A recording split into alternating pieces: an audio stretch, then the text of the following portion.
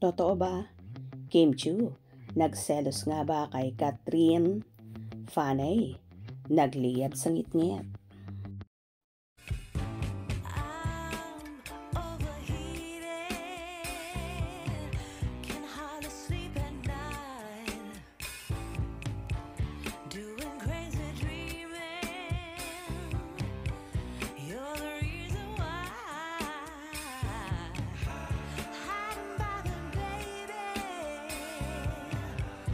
Viral ang isang video na cited sina Catherine Bernardo at Kim Chiu na magkasama sa isang event. Sa naturang event, makikitang nagyayakapan sina Catherine Bernardo at Piolo Pascual pagkatapos na ibeso ng unang huli. Tila wala namang mali siya sa yakapan ni Catherine at Piolo, considering na business partner din sila. Ang nakakaloka ay ang reaksyon ng ilang kibitzers sa pagbeso ni Paolo Abilino kay Kat.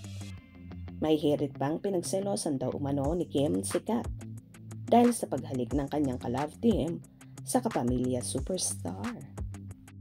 Kinagawan pa ng issue na di umano'y may feud na namamagitan kina Catherine at Kim dahil umano sa pag-deadman nila sa isa't isa. Nang maichika naman ito ng patron ng mga hiwalayan na si OG Diaz sa kanyang YouTube channel, umani naman ito ng iba't ibang reaksyon. May Kim Pao fans na binasyang talent manager turned vlogger sa di umano'y pang-iintriga nito sa dalawang actress. Ito ang ilan sa kanilang mga komento. Wala naman talagang issue between Kim and Kat.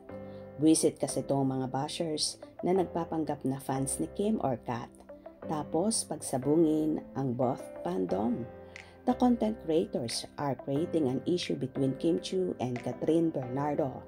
They intentionally didn't include the part of the video where the two rated each other.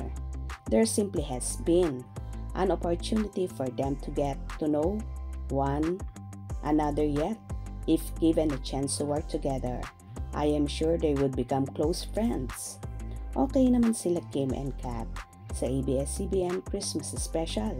Kung napanood nyo, spells nila together, they seems okay naman. They smiled each other. Wala namang isnaba na nangyari. Huwag gawa ng issue si Kat at Kim para lang mag-away-away ang mga fans. Love ko sila pareho. Huwag nyong iba si Kat. Kung hindi man sila super close, be it, iniintriga pa.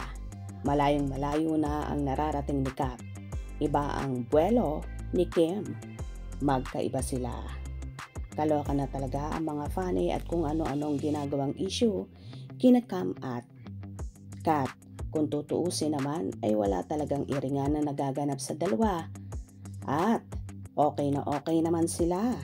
Totoo naman ang sinasabi ng ibang fanny na ang iba lang ang gumagawa ng pagsasabong ni Kim at Kat para pag-usapan at gawa ng issue. Ano naman kaya magiging reaksyon dito ng napapabalitang kasintahan ni Kim na si Paolo Abilino? For sure, deadma ito at hindi pinapansin ang mga ganitong issue dahil wala namang katotohanan at walang dapat ipagselos si Kim Chiu kay Catherine. Gets nyo ba?